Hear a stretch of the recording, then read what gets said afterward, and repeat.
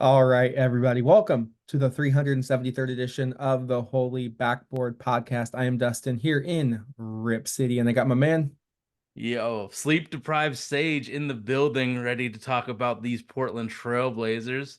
It was I just got back into town, did the not the Medford multicultural, but the Lunar New Year celebration, and it was really impactful because just seeing all of these little kids that are like half Asian, seeing other Asians people and being like impressed and like them seeing some of the culture, it made me feel really good about hustling and trying to avoid getting electrocuted by all the rain dropping onto the stage. So shout out to all the Asian kids that felt like they mattered during that. Not, I mean, not matter, but seeing people that looked like them doing stuff. It was really impactful for me to hear all of them say like, "Oh my God, I've never seen so many Asian people."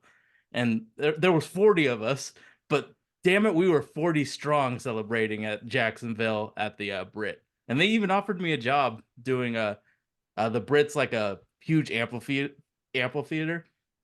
They don't have enough sound engineers, so sometimes when I'm down in Medford, I can run sound for them and make a little extra dollar and make some bucks. So yeah, I'm happy that I did it. That's awesome. Yeah, it's been a minute since we've recorded, but thankfully we've had the All-Star break as a nice little buffer. Just as a quick rewind, leading up to the All-Star break, the Blazers lost in overtime to the Detroit Pistons 128 to 122, a game in which saw Portland blow a 23-point third quarter lead against the depleted Detroit Pistons on trade deadline day. I think they only had 8 healthy bodies in uniform. Maybe one of the if you maybe one of the low lights of the season, from the highs to the lows to the finish. It's where we're at, losing to the worst team in the league, who had the longest losing streak previously in over the course of all four major sports at 28 games. But here we are. They followed that up with a 93 to 84 loss against the New Orleans Pelicans in a game in which Zion Williamson did not play. And then they played the Western Conference leading Minnesota Timberwolves in a mini 2-game series on February 13th, losing 121 to 109 in a game in which the Blazers did have a 2-point lead in the fourth quarter, but Minnesota flipped that switch and turned things right around. And then Portland got kind of the doors blown open right before the All-Star break on the 15th, losing 128 to 91. A game that saw Portland go down, I believe, 41 to 14 in the first quarter, and they just could never ever get really close enough to make the Timberwolves flinch. The Blazers have now lost 6 games in a row for those keeping score at home.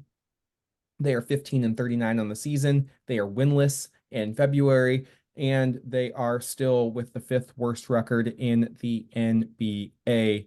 Sage, heading into the All-Star break, where do you want to start here? Do you want to project post All-Star break what you're looking forward to? What over those 4 games did you notice? We did see Scoot Henderson get inserted into the starting lineup in that final game against the Timberwolves. Obviously, Malcolm Brogdon is out and will be reevaluated with an elbow injury this week. It has been made pretty evident by Chauncey Billups that Scoot Henderson will probably be starting the rest of the way. They're still waiting to hear back on Shaden Sharp. He'll be reevaluated in 4 weeks. Looks like Ryan repairs day to day with an ankle sprain, which he did injure with the Rip City remix. They signed Dwap Reith to a 3-year deal.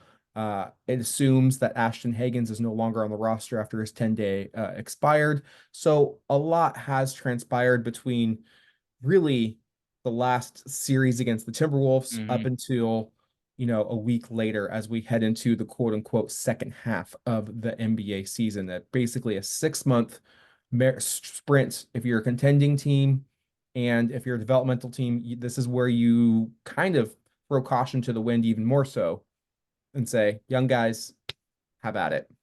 So I have yet to look at the contract specifics of WAP's contract. Is it Trendon Watfordy where you can cut him with no penalty like in a year and then potentially at year 3 you can cut him?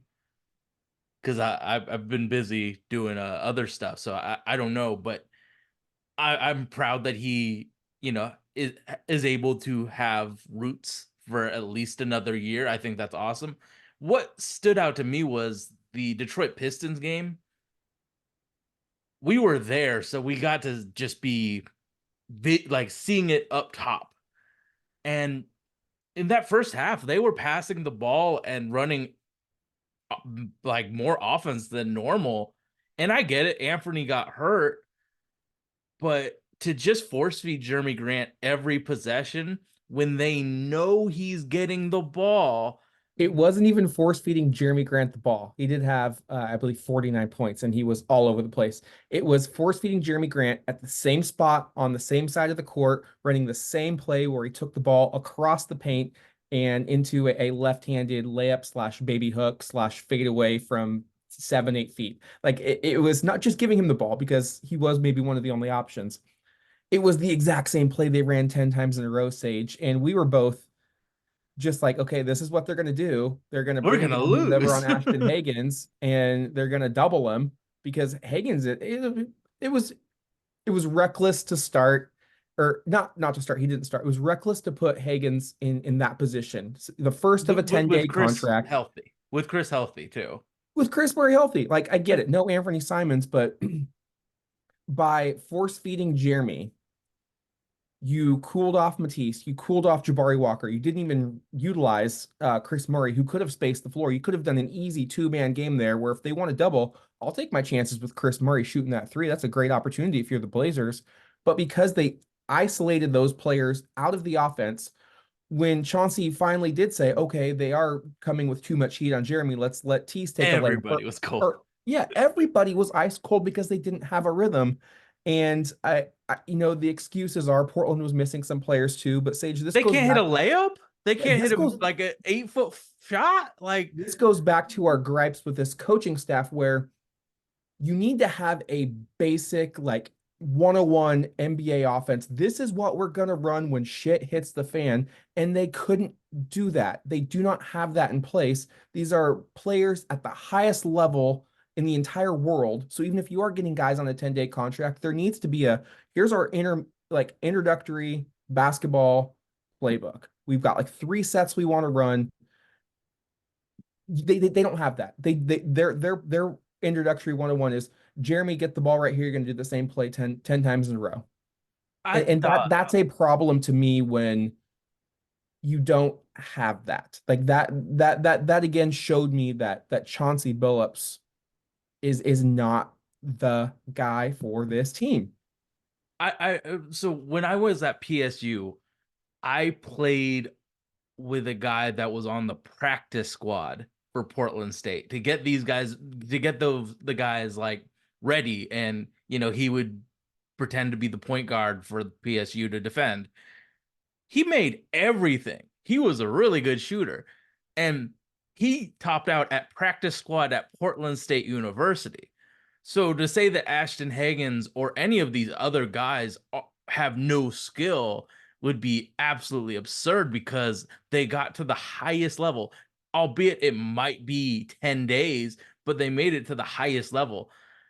They defended Jerami Grant. Do you remember how they defended Calvin Johnson in Detroit?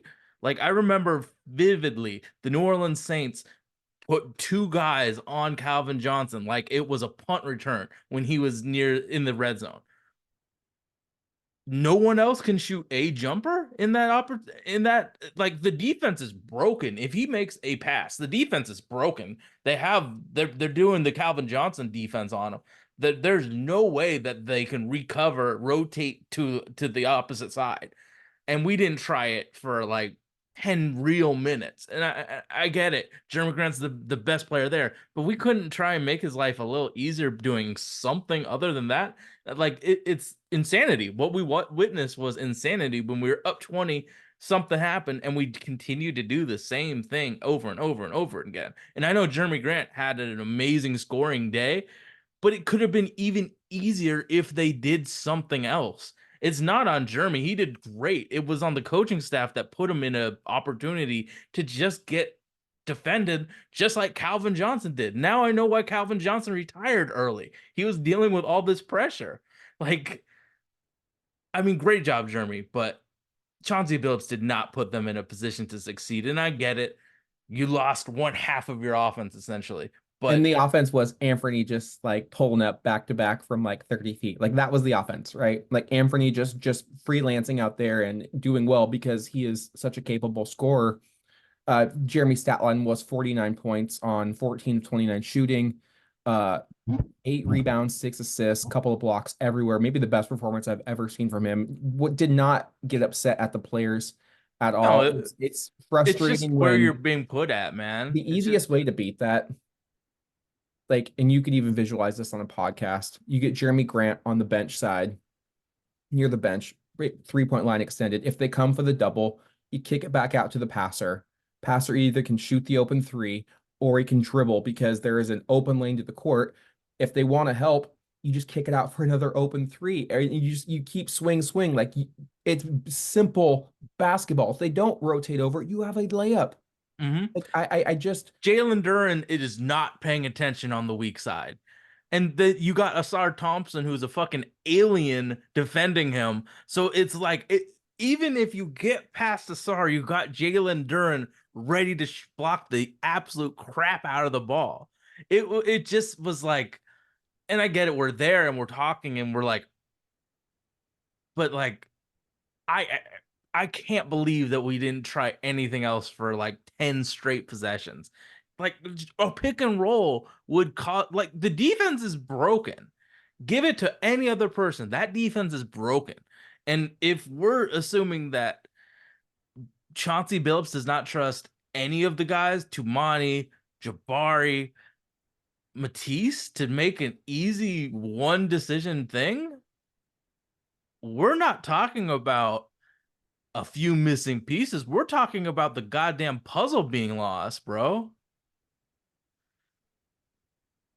yeah, it was definitely the lowest part of the season. I think worse than even the 62-point loss at Oklahoma City. Like you're home, you're up 23. It would have been a feel good win. I get it. Wins don't really factor into the season, but that loss I think factors into the season when you look at morale, when you look at just trying to build something positive. Like you can't go winless the rest of the way, right? Like you just can't. You need these wins to keep you warm in the winter and to really throw away just a masterpiece by Jerami Grant. I kind of coped with it by just like finding the hilarity in Detroit coming back and just kind of being happy for them because it was, you have to give them credit. They saw the just the cluster that was the Portland Trailblazers and frankly they took advantage. And so, Cade switched on real quick, and then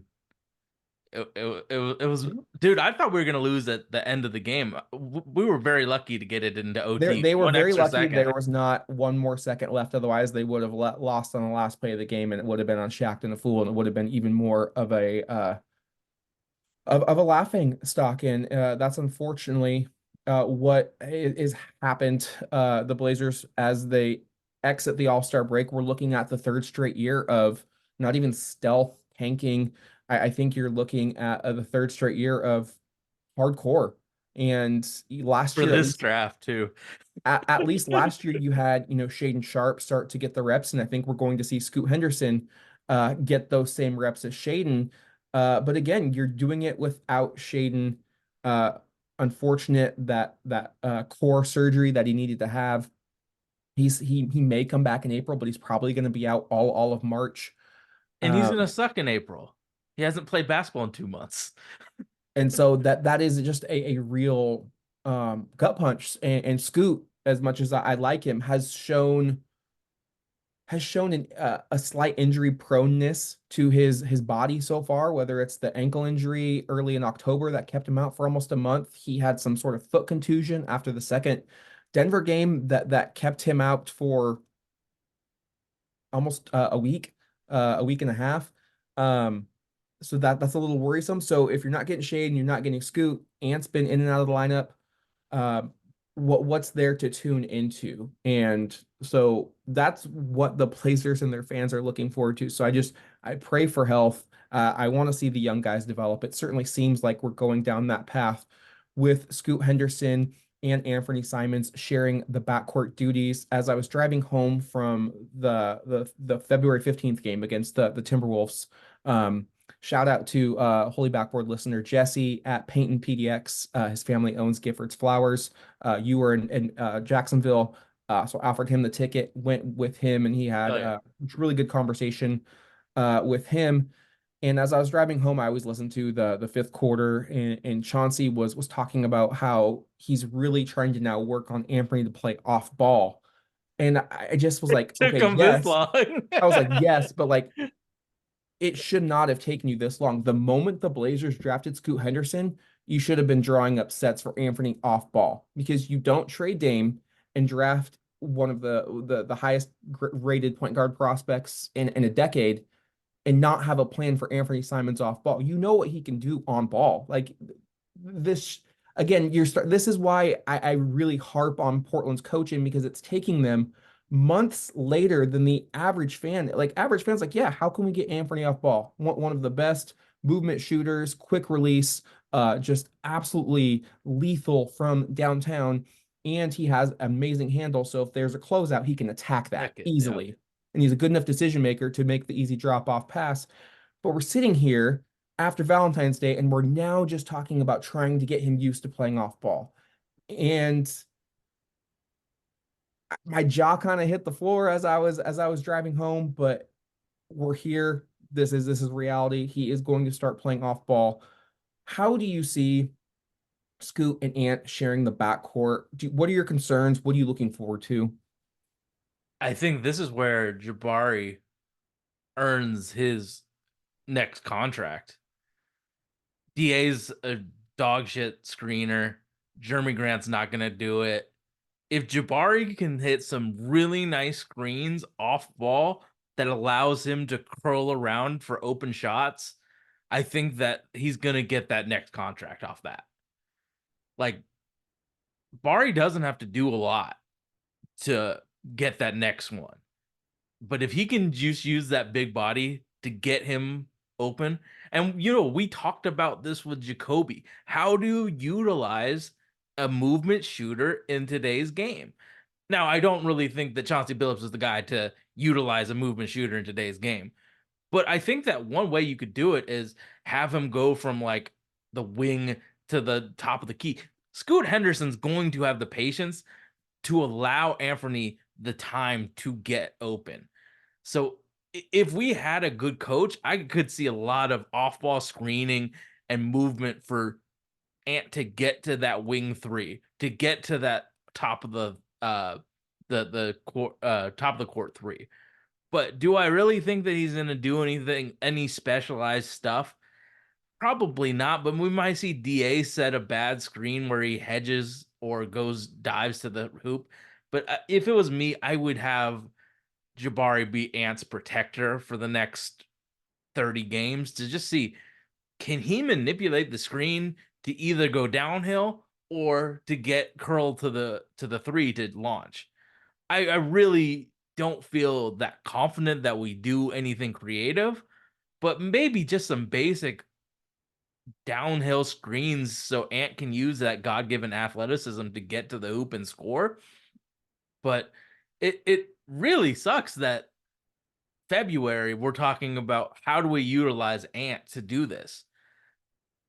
I just don't trust Scotty Brooks and Chauncey Billups to be the offensive minds to compete with the Golden State Warriors and the D'Antoni Houston Rockets with utilizing movement shooters in today's game. Like we like Willie Green, but he ain't doing that shit with Jordan Hawkins. And I think Willie Green's a much better coach than Chauncey Billups is, and he's just chilling in the corner. So I really, I mean, I'm happy that we're deciding to see what we can do with Ant off ball, but too little, too late, and I just do not trust who we have to make these decisions and create a scheme where Ant is utilized well and can attack closeouts and all that stuff. I mean, I just don't trust it. But if we see it, I think that would be great because we just don't run offense, period. And I think Scoot would be really good at dotting Ant where he wants to shoot. Like, I think it would be great. I just don't trust it. Yeah, I so we have 28 games left on the schedule, and I hope that draft position doesn't play too much of a role in how Portland rolls out their lineups because I think they do need to give this a legitimate try. And it's one of the proponents that I had for trading Malcolm Brogdon much earlier in the season. It's one of the proponents I had for giving Scoot even more of a larger role.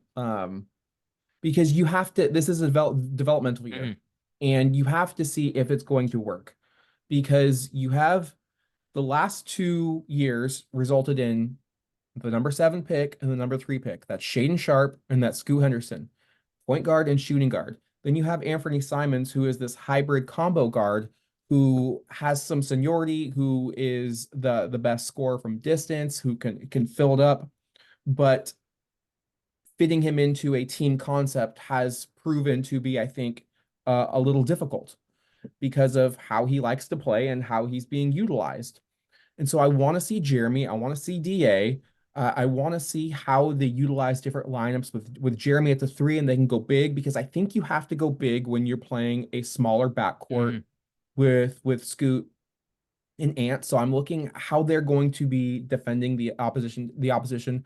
But most importantly, I want to see, and this is my biggest concern, when are they fully going to empower Scoot Henderson with the keys to the offense? Because as long as Anthony's out there, I feel like there's always going to be this tug of war, not because they don't like each other, but because Billups trusts Anthony so much. Like, is it your turn? Are you bringing the ball up the court? mhm, Are you getting us into the set? I want to see Scoot be the table setter the majority of the time. That's where he thrives. You brought him in to be the Gen Z Chris Paul, right? You need to see him run offense, get mhm, guys involved, and he needs to figure out the pace. He needs to figure out when he's going to score, when he's going to pass, how is he going to set up his teammates.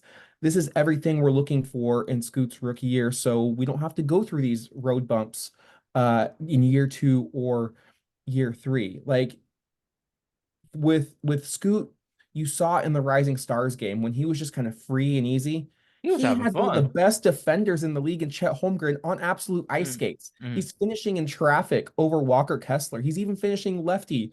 You see on tape what you saw at the Ignite at the Rising Stars game because he was empowered. He was free and easy. He wasn't mhm, looking over his shoulder. He wasn't saying, "Oh, it's Ant's turn to bring the ball up the court. I'm just going to go chill in the corner here." No, Scoot had the ball in his hands. He was making decisive decisions, and that's where you're going to see him thrive. That's why I'm not worried about Scoot. I'm worried about his coaches. I'm not worried about him because the skill is there. But as we've talked about on this podcast, Brandon and Dame were empowered day one. We still have yet to see Scoot be empowered. And once he does, I think you're going to see a lot less worry surrounding Scoot. I think he's going to get much more national recognition. People will stop throwing around the bus label, which is mhm. incredibly inappropriate at this stage in his career. And really, in February, he's been playing extremely well. I know it's only 4 games, but I'm encouraged. You're looking at 34 minutes a night, 18.3 points, 38.5 from the field, 32 from 3, 93 from the line. You're getting 6 assists, 4 rebounds, 2.5 turnovers for a 20-year-old point guard. Uh, I'll take that any damn day of the week. And I just want to see him get the opportunity to go out there and succeed and fail because you learn by failing as well. And I don't want him to play with one hand tied behind his back. I don't want to have him play tentative. I want him to play free and loose and figure this out because we don't get to where we want to be in 5 years unless we let him figure it out this year and next year, right? Like, And so I think you could that's say the same thing for Anthony too. Succeed I and think fail it's in that off-ball role. I think it is a big I think it is a big learning period. I think it is a big scouting period if you're the Blazers for Anthony Simons as well as a long-term piece. Like he's got 2 years left at $50 million combined, so 25 million a season. So a very good value contract for the caliber of player he is. But I think this is a big stretch for Ant. because if I were to bet, I would say there's more investment, even though we haven't seen it from Billups. I still think there's more investment in Scoot Henderson and Shaden Sharp Oh, to for an sure. extent. I think they're trying to see if it can work with Ant. And then you got to throw Shade in there and see how that works. Because what we've seen, teams with plus positional size, they do well. Minnesota was massive Mm. across the board. And it's no surprise that Ant had some of his worst performances. 14 points just on 4 of 9 shooting. He did have 9 assists in the Tuesday game, 15 points on 5 of 12 shooting, 0 4 from three, got visibly frustrated. Technical foul early on. Again, physical teams with physical defense get him off of his game, and I think that is a worrisome trend that I've noticed this year from Anfernee Simons. And I was thinking about it, and we have called him, or I have called him, kind of Dame Junior on this podcast because of how similar his game is to Lillard. But I was like, okay, Ant's in year if you look 19, 20, 21, 22, 23. Ant's in year 6. Doesn't seem like it, but Ant is in year 6. I would say he's still behind even CJ McCollum was at year 6. In year 6, that was the year they Well, went to the Western Conference Finals. CJ was putting up 30 plus in game 7 in Denver, putting up 50 points in 3 quarters against the Bulls, scoring 41 points in a 4 overtime thriller against Denver. Like he was that guy, like borderline all-star. He was so good that after that Western Conference Finals appearance, ESPN, I know it's not the end all be all, but their NBA rank, they had him 13. They said he was the 13th best player in the league. Was he? No, but he no. had that type of pull, that type of recognition. Ant's probably, if you're looking at NBA rank, somewhere between 40 to 60. I would say probably closer to 60 than 40. And so when I put it into that kind of perspective, I was like, okay, like Ant is really good, and I get CJ was an older prospect coming into the league, but they still had 6 years of NBA experience under their belt. So I kind of threw age aside and said, through 6 years, CJ was at a much higher level. And if we were starting to get frustrated with CJ's Oh, performance and I think we're having nice thoughts about CJ. I remember pitching on this podcast. yeah, CJ needs to pass the fucking ball. yeah, exactly. And so I just feel like we're running down that same path. And that's why I'm interested to see how it works. I have my concerns. I'm not superly overly optimistic that it is going to work out with another small backcourt that we just seem to find Love. ourselves. We Hmm. back ourselves into this corner of trying to figure out. And ideally, Ant becomes a 6 man, just like CJ. That's probably never, ever, ever No. going to happen. So it'll So, it'll be interesting to see because I've found myself really pulling for Ant this year, but also I think over the past couple of months started to I feel like his stock is declining a bit in my eyes just because of how I've seen the variance in play, how physical defenses give him problems. Again, he is a new dad, as we've seen with Damian. Family issues do trickle down into performance, just like everyday folks. But this hasn't been the breakout year for Ant that I kind of expected it to be. so, um, I think that Ant has to learn how to play off ball, like has to, because let's just look at NBA teams. Unless you're the Wizards, or basically, unless you're the Wizards and let Jordan Poole run the offense, most teams have a star that they feel relatively confident in. I feel like if Anthony is the star alpha player, you're constructing a tanking team. And then if he wants to be a tanking high usage guy like Jordan Poole, do it. There's not many opportunities, but you can find that role. You're gonna suck and lose a lot. So to open up his chances of that next contract being enormous, he has to learn how to play off another superstar. And there's moments where we can talk about that game against Philadelphia where we thought we won, but we didn't. He needs to learn how to play off of another guy because there isn't that if he wants to compete, there isn't that many ways where Anthony Simons is the best player in a playoff series. It just isn't. It doesn't look likely. If he changed his mentality and became really aggressive and used his athleticism, sure, that we could have a talk. But is he better than Zion? Is he better than these guys? And I think Zion and Brandon Ingram suck together.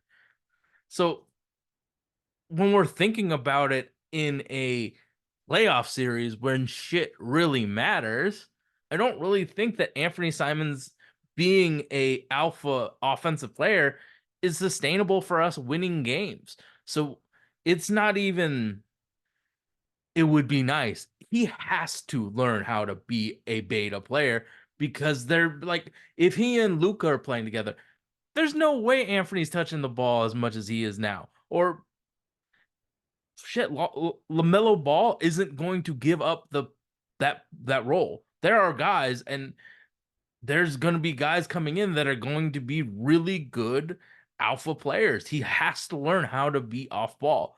So this is going to be huge for him just to learn how to move around because he's been on ball for a long time. And we learned that he is not a point guard with his vision. So he has to learn how to manipulate screens and move in a good time without cutting and ruining driving lanes. So this is going to be a big year for him how to extend his career and make as much money as humanly possible on that next one. That next one's going if he learns how to be that off-ball player is going to be like super max level. So if he wants to compete and I think every NBA player in at this level wants to compete. Unless you already won your chip like Kyle Kuzma, you're gonna have to learn how to be an off-ball player. Because Scoot's gonna dominate you, and then we're just going go through every playoff team besides like maybe the Knicks. They have that alpha. I am the best. I am quite possibly the best player on the floor. He has to learn how to be the off ball. I mean, history has proven that it's very difficult to win when your point guard is also your best scoring option. It's just it doesn't generally happen. We've it's maybe the greatest player in franchise history, Damian Lillard, wasn't even able to get Portland to the finals, right? In that style of play. It's a very difficult route to go. I think Is the 76ers 2001 the closest it's ever gotten?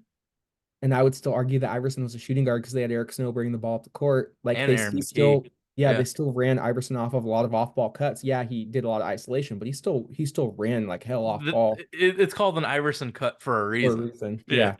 Yeah. I think Anthony's prime role, if he's really never able to play off ball, is like if you're playing with a big with Jokic and he's in that Jamal Murray role. Hmm. Unfortunately, there's only one Jokic, and Jamal Murray ain't going nowhere. So he's And then gonna have to Tyrese Maxey's better. yeah, So you're gonna have to figure out how to play off ball unless you want to be just a gunner off the bench. And I know he has bigger aspirations than being a sixth man. But one tanking play, at this time is not fun for him right now. So yeah, no, it's either learn how to do this or you're going to deal with a lot of tanking years. you don't want to be known as a player who puts up good stats on a bad team. That is a reputation The empty calories. that's very hard to shed, just like being a bad defender. It's a very hard reputation to shed. Um, but we may be cooling off on Anthony, but a player who I had been cooled off on, but I am now open to the idea of this player being a longer member of the team than I previously was, is Jerami Grant. Okay. I thought I you were mean, going to say Tumani. if you look at now Jeremy at the four, hell no. But Jeremy at the three, because Portland, whether they get the number one pick or number three, like you could look at, Zachary Richichet or Cody Williams. You have Ray and Rupert. You have Tumani Kamara. You have players who aren't ready to be the guy at the three. I know they've started Tumani, but he's not ready to be the guy. Like He's also a four. they're still waiting for that quote unquote small forward of the future.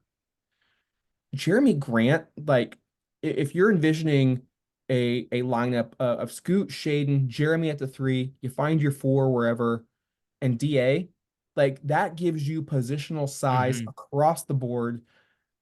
Jerami is a just a much better fit at the three. We've just seen him be more active. I And then think he can just shoot over the wings he's that a guard him. play finisher. You can give him the ball on the second side, and he is an absolute just threat from downtown. So he opens up passing lanes. He spreads the floor.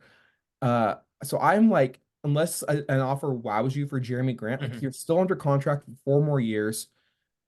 I think that is a great way to build success, not only around Scoot, but around Shaden. Like another player who takes some pressure off of the defense from him, because the more weapons you have out there, the less eyes that are on individual players. And so if you're able to get out there, and you've got DA as a play finisher, obviously Scoot can finish, Shaden, you just open it up. And so I've really come around to the idea of Jerami sticking around, a couple more seasons. He seems happy here. I think also Jerami helps this team just not be, I don't want to say like what's like they're respectable when the Blazers have a fully healthy unit. Mm. And I think Jerami plays a large role in that. Like He's the security blanket. he is a security blanket. He is a veteran. He is a good calming voice in the locker room. And unless he asks out, or unless you're getting two first round picks and in some crazy package, like I think they have enough draft capital for a while. I think you're probably going to get some from Malcolm. You have so many rookies. We talked about this. They've got four picks in Mm. the upcoming draft, but they've already played six rookies over the course of the past two drafts. I don't even believe they have enough roster spots upcoming next year for the amount of rookies they could possibly have coming in. So they'll probably have to do some consolidating. But either way, they're a young team. They played the most rookie minutes of any franchise this year. So I I've came fully around. If the He's a good Blazers, vet. yeah, if the Blazers want to keep him at the three, I love that. I love that for Scoot's development. I love that for Shaden's development. And I think it helps. I think he is a player that can work with really any coach. So, you Mm. maybe bring in another coach. I think he's really ready to buy in. I And think yeah, he's like a supercharged Trevor Ariza. yeah, What kind of power forward works with those four play? I feel like it's got to be a elite rebounding shooter.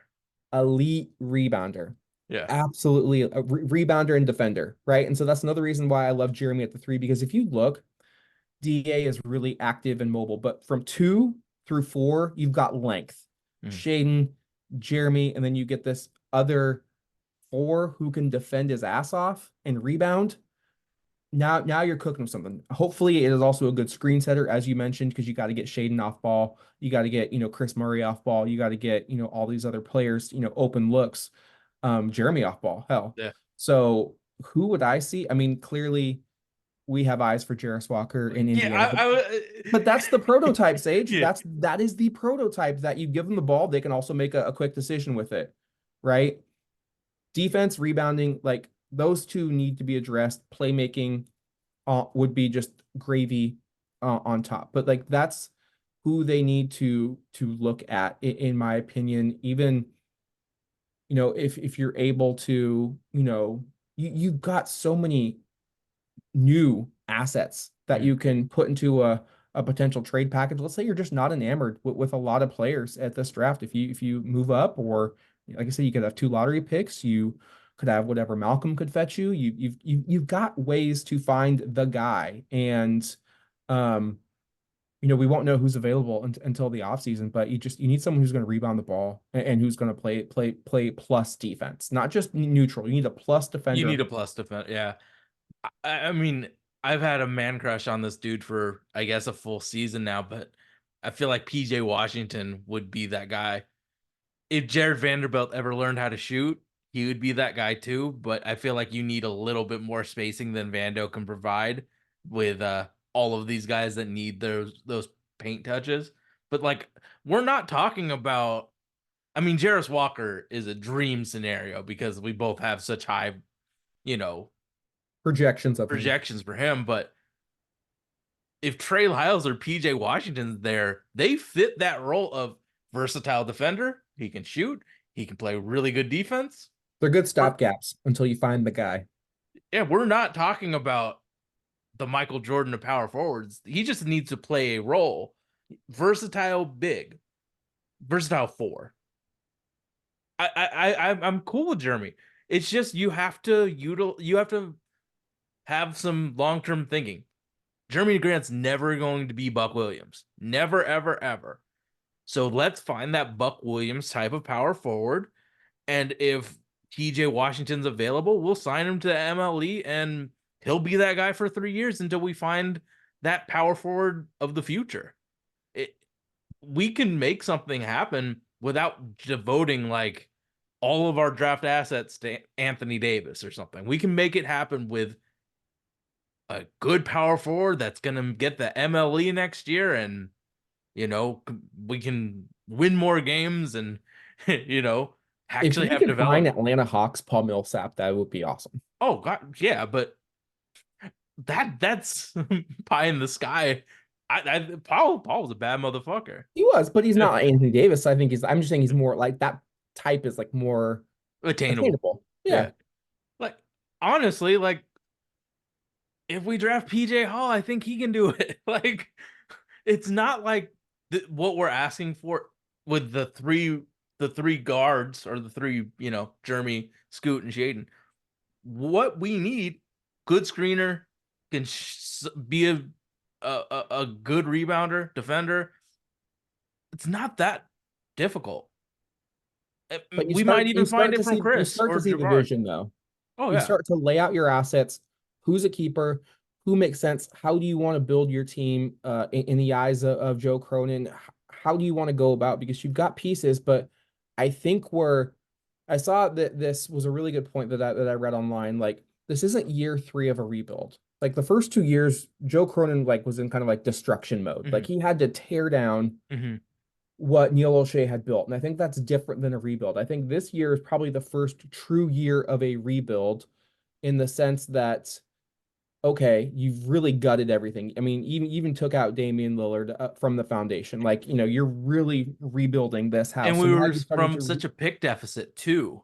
Like yeah, we so had to you're rebuild that. rebuilding Yeah. from the bottom up now. And now you can start to see, okay, we like what we got in the backcourt. We like DA as a foundational piece. We like Jeremy as a foundational piece. Now you can start to see where do we need to go next? What players do we need to identify? And kind of go from there. And I hope that's what he's looking at because I don't think you can now be in this position and just not have an idea or strategy or plan in Mhm. place. Like I think this year he maybe got over his head.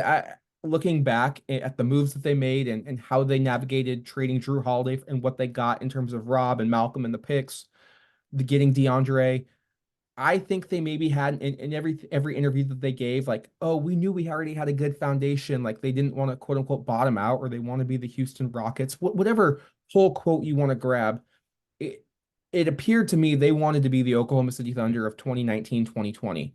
A year after Dame waved him off the court, they trade Paul, they trade Russ, and they end up with Chris Paul, a young Shea Gilgeous, Lou Dort, and they just worked. Mhm. They made their way to the fifth seed in the playoffs. They pushed the Rockets to 7 games in the bubble, and the Oklahoma City Thunder were smart enough to realize that is that team's peak. We need to Mhm. further, trim down. And they traded Chris Paul away to the Phoenix Suns that they got further assets and they really took a step back in the rebuild. When Portland added, DA and Malcolm and Rob, like you could kind of get a sense that they didn't want to say playoffs, but you could see that was a goal for them. I don't think they will ever admit it, but I think they wanted to emulate that success. And I'm somewhat glad that it didn't happen Mhm. because you never want to fast forward a rebuild. You Fast did forward a rebuild means you're missing nails, you're missing screws, maybe some paint starts to chip, you maybe use faulty just wiring. You need to take your time when you're building a house from the scratch and find the right pieces that fit. And so clearly the Blazers are nothing like that 2020 Oklahoma City team, and there are a lot of work still needs to be done. Well, just think about the Atlanta Hawks when they got their Eastern Conference run. It 2021. Yeah, they traded for DeJounte and they did all this stuff when they just skipped through a lot of steps in their development, and now Trey Young might get traded, DeJounte might get traded for a lot less than what they gave up. It They had to give John rushing. Collins away for pennies on the dollar. Exactly. They're gonna trade Clint Capella away for pennies on the dollar because they have Onyeka. They're probably gonna trade AJ Griffin and all of those wings because Jalen Johnson's awesome, but like they gave DeAndre Hunter big boy money for not that much production. So I like that we're being more sustainable with it. I just wish that we had a better coach. And with me doing the complimentary pieces and looking at guys that are a little lower on the mocks, I look at Devin Carter and I'm like, this dude's a Heat guy. He's a Knick guy. Like he fits the mold of a roster that is What's good. a Blazer guy? What is a Blazers guy? What is that going to be in the future? And I think that's an interesting like thing to follow. What will be a Blazer guy? And I think this draft is going to be a good example of what is a Blazer guy to Smits and the whole rest of the draft thing. Because man, when I looked at Devin Carter, I'm like, damn, he's tough. He plays really hard. He'd fit awesome in Miami. He could be Bruce Brown in Miami. Where is the guy that? Oh, damn it! The Blazers drafted him. We're gonna have to deal with him for 10 years. Oh God, that's gonna suck. When are we gonna be able to be like that? The Miami Heat. When are we gonna be able to have such a smart and uh, foundational team where dude, if we get him, he's an all-star. I'm waiting for that. That's something that I'm very excited about.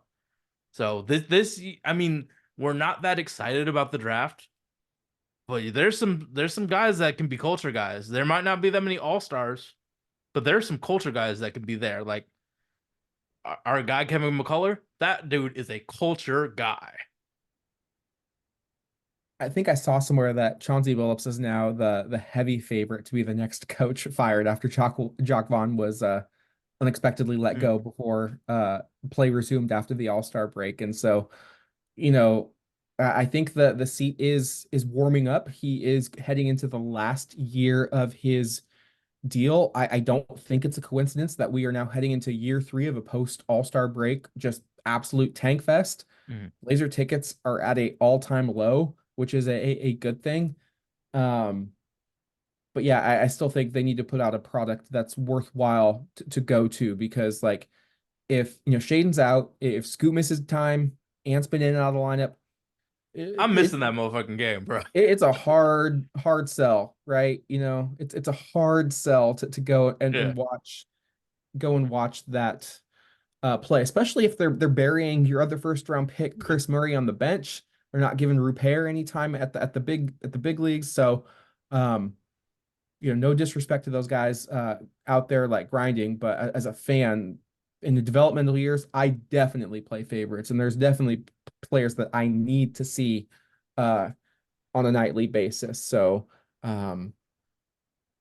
anything else before we take a look at the upcoming games?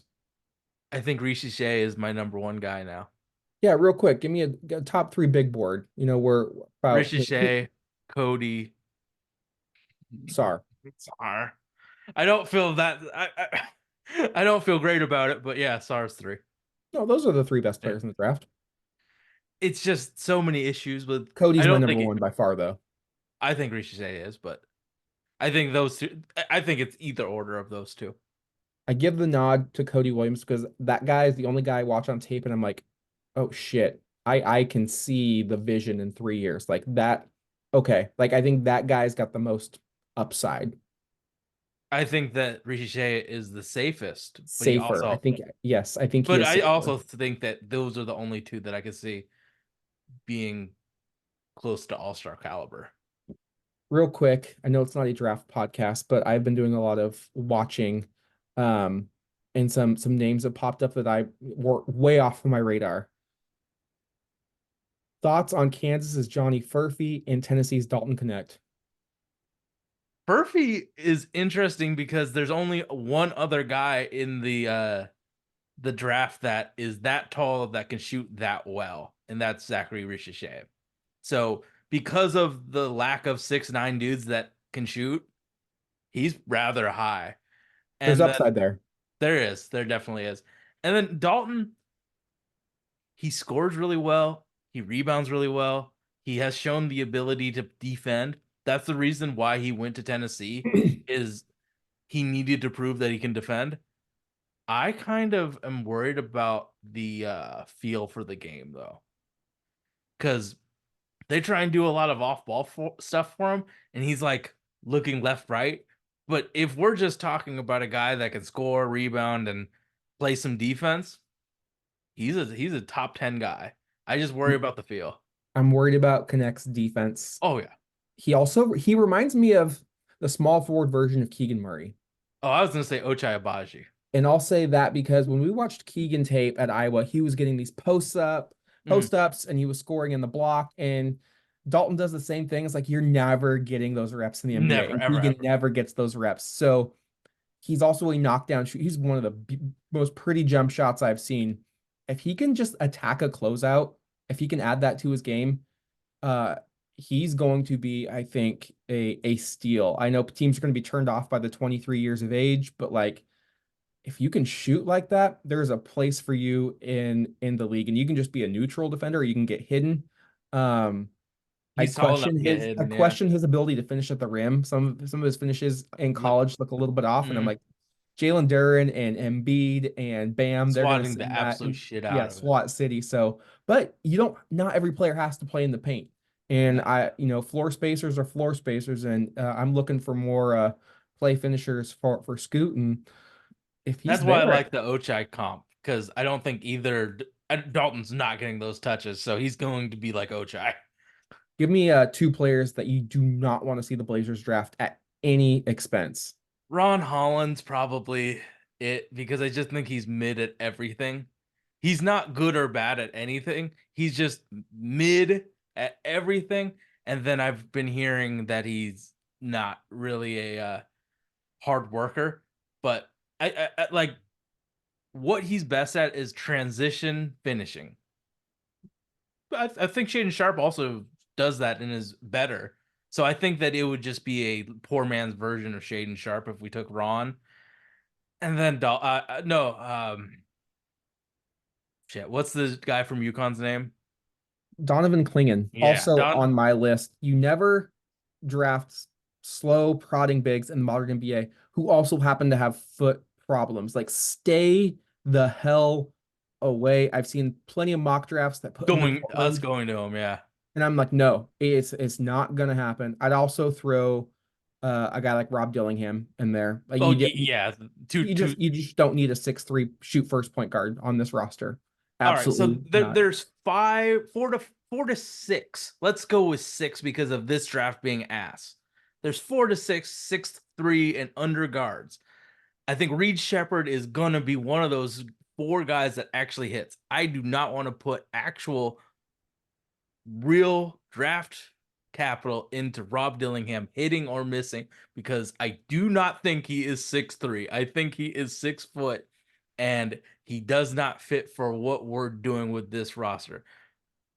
I I, I would much rather put my chances of my 6'3" or under guy hitting in Carter, in Reed Shepard, in any of those guys. I do not trust Rob Dillingham of being one of the 6'3" and under guards that I hits. also don't like the idea of using either lottery pick on a backup, and that's what Rob Carter it. or Shepard would be. Last question about the draft. Who is someone you need just more information on? Who are you looking for? Hmm. I I guess Cody because everything looks great, but I think there's some stats that in him The shooting percentage looks awesome, but when you look at how many shots he takes, it's it's like the Myers Leonard being a 40% 3-point shooter. It's such small volume that it really doesn't tell me if he is a good shooter or not. So I need to definitely hit the lab and watch him before we do our future Friday more. And then there's a guy at Miami that I need to Tyshawn George. yeah, I need to watch Tyson George because he's got some things that I really like. And then I looked at No Ceilings blog and he's like 10 on their mock draft. So I need to definitely watch Miami more. It's just I don't really like watching Miami play basketball. Yeah, I hear you. I think for me, it's Johnny Furphy from Kansas. I think a big tournament run a la Jordan Hawkins last year Mhm. will do him wonders. No Ceilings actually had him sixth on their latest mock draft, and he's not even on Tankathon's big board. He's not even on the Ringer's big board, so they are early on him. But you can see why. Like, I don't Mhm. think he's going to blow you away, but like he is a freshman from Australia. You're looking at him 3 years down the road, and if in who you're picking. And then I want to see more of Modest Buzelis Mhm. from the Ignite. He's another player mocked to the Trailblazers. Ron Holland's out for the year, so he's going to get more of an opportunity. And I think that's good for the Ignite team. They just had too many people they had to Yeah. feed. And Adam Silver's even talking about potentially getting rid of the Ignite program just because of all the opportunities that are now available for players in college through the NIL. Um, and those players have had a rough transition to the league. Jalen Green is still figuring it out. Jonathan Kuminga's in year 3 and really took a rash of injuries for him to finally explode. Scoots had his rough goings coming into the league early on, seems to be figuring it out a bit, but it seems to be, from what I've heard, chaotic. Just having so many first round prospects, and really when you go to college, there is an inherent like we play for Kansas. Like we got to win for Kansas. Mhm. Nobody's trying to If win for Ron went to UT. Texas, I think I would feel a lot different about him. And that's why I'm not quite out on Ron Holland yet, because I do know the Ignite has Mhm. just been such You uh know who I really do like from McKnight though? Tyler Smith. He's boring name, but he's good. I was telling my mom, when they did the the rookie sophomore and yeah. Matas was playing, and I was like, he's probably gonna be a Blazer, so you should watch him. I mean, Matas is good when he's not the number one, number two, or number three guy. He's good when he's the number four, number five guy. Like he's a connective piece. And I So think Portland needs that. So yeah. I'd be interested to take a look there. Joe Cronin and Mike Schmitz were in Perth, Australia, watching Alexander Sarr earlier this week. So that's something I would to. love to be able to afford going to see college prospects actually play live because it's so much different than me watching something on YouTube at like 12 o'clock when I can't go to sleep and I'm watching like a fucking Providence game. It would be so much different to actually, you know, Blazers hire me to be on your draft thing so I can go watch these college prospects and foreign guys. All right, let's look at the quickly because I kind of have an idea of where this is going to go. The predictions, I think I'm still +1 on the year, thanks to, I believe it was the Philadelphia game all the way back Oh yeah, on because I forgot Joel Embiid was out. January 29th. Yeah. So we've got Denver on Friday, Charlotte on Sunday, and the Miami Heat on Tuesday. The Heat game originally on TNT, flexed out of by Shocking. TNT. So another non-national uh, broadcast week for the Blazers. Quick shout out to, there was a user on Twitter that basically said if you go vote for Jason Tatum's ugly ass Jordans, they'll give you a free year of NBA League Pass premium, and that saved me $15 a month in March, and $15 a month in April. Because I went and voted. I used the promo code, and it made its way on Twitter, and it worked. And they shut it down like an hour later. So I was glad I Good shit snuck on it in. hitting the drop, bud. Yeah. So it was a big W for me, because I gotta tell you, Sage, if it was anything like the Pelicans game where you have no Ant, no Shade, and no Scoot, that's a tough sell for your boy. to rewatch when you know that they're gonna lose. Those rewatches Mhm. when they lose are very difficult to do, and it's hard to really like what are you evaluating when your primary developmental pieces aren't playing? Oh But no, I'm just watching it so I can talk about it on the podcast. There is no development. There is no nothing. Like it's just yeah, that Detroit game sucked. I'll tell you why. so the Blazers are winless in February, as we mentioned. They have three chances at home to close it out. At the moment, they are 9-17. They play 26 games at home. They only have 15 home games the rest of the year. Um, Denver, I think we can agree. There's really No. no need to talk about that. I think they will play the Nuggets tough. They play up to their opponent, but we did see with the Timberwolves, if the better team comes with just an assertiveness, a Mm, purpose, they will handle the Blazers. I yeah. fully expect the Blazers to lose to the Nuggets. I think the interesting games for me are Charlotte Yep. and Miami. Charlotte because they have won 3 games in a row. Trey Mann has been really well for Awesome. them Mhm. since acquiring him from Oklahoma City. They play much better, I think, without LaMelo Ball. Number 2 overall pick, Brandon Miller, has been a bit of a bright Great. spot. Mhm. And they've just been playing pretty good, I think, team basketball. And more importantly, they are 2 games behind Portland in the win column for those, draft lottery standings. So that's going to be an interesting game to see who Portland makes available going into that contest. And then you've got the Miami Heat, obviously with all of the banter and back and forth over the summer. I don't know if there's any hostility. Tyler Hero made a big fuss about it at Media Day, but again, we are 5, 6 months removed from Media Day, and the Heat are 30-25 with a +3 record on the road.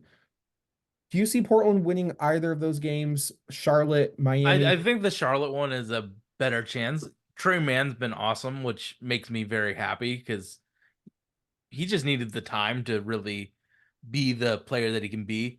I think that it's going to be a big test.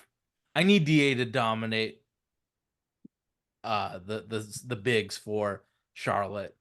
Mark Williams is most likely not playing, so it's really a it's light in the big. So I need them. Like this is one of those games where we need our center to step up if he plays. If he plays. Um I really do think Brandon Miller's been playing pretty awesome. But they're not there yet. Their culture is worse than ours. You see Brandon Miller making plays and doing hustle plays, and then him yelling at his teammates to actually try, and none of them are trying. So I think we beat them honestly. With me thinking about, I know that Scoot's going to try. I know that we're gonna have more players that try. So I think we beat Charlotte now that I'm talking through my thought process. But it's two bad teams playing each other. And as we've seen, Portland has lost to the Spurs at home. They've lost to the Jazz at home. They've lost to the Wizards at home. They've lost to the Pistons at home. Like they don't play well when a bad opponent comes. Um, the Heat game will be predicated on Jimmy Butler. He's Yeah, been out through the All-Star break for a mhm. personal reason. I assume he comes back. Terry Rozier is hurt. Um, yeah, it's hard to make a prediction because you don't know what way the Blazers are really going to go. All I do think they will.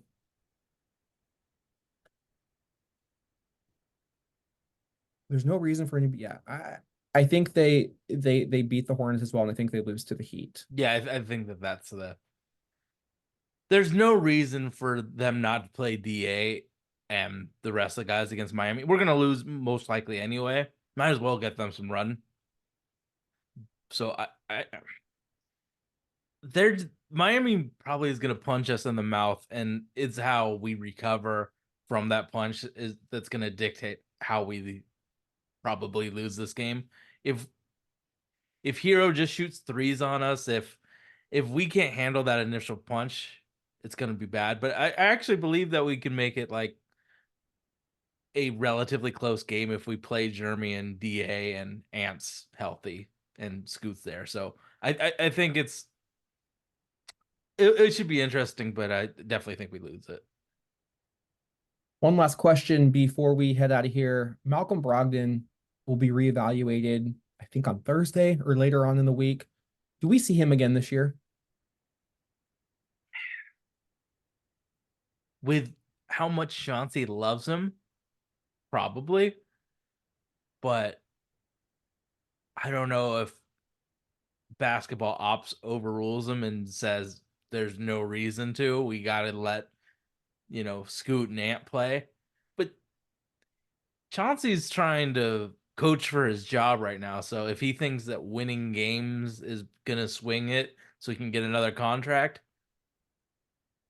I think it's a non-zero chance that Malcolm plays.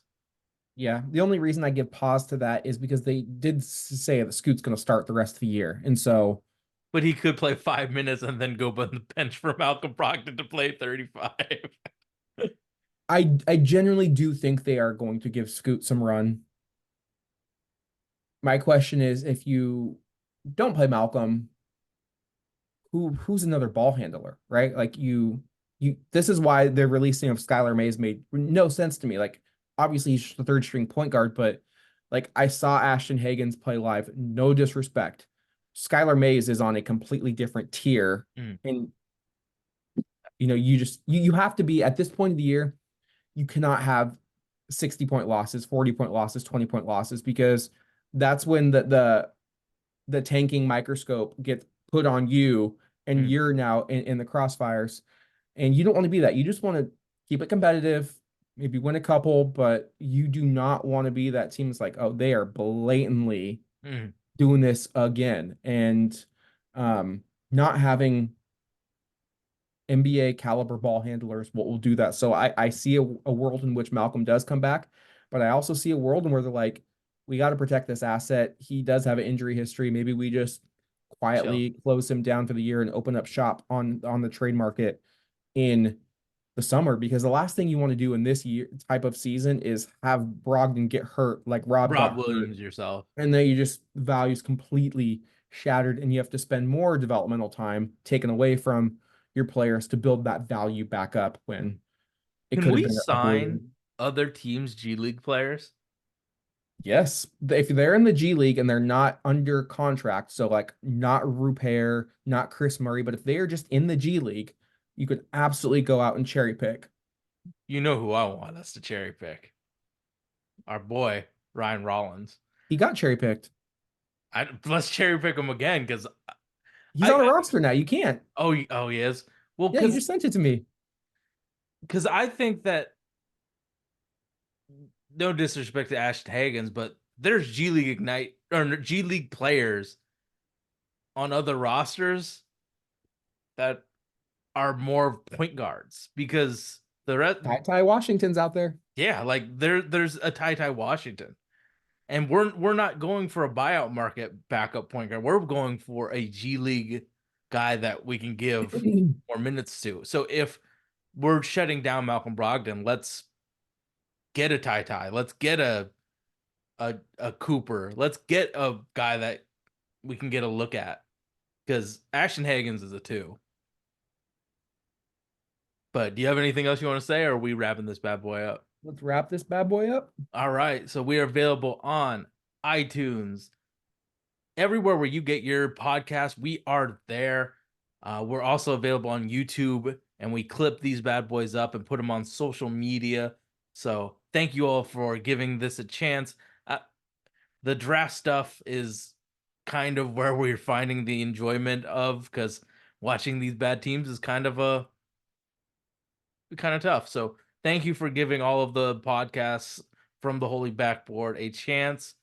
We will be back soon to talk about Cody Williams, and then I'm gonna do a complimentary pieces on his best teammate Tristan Da Silva, who I think is worth a first round pick. So thank you everybody. We are out.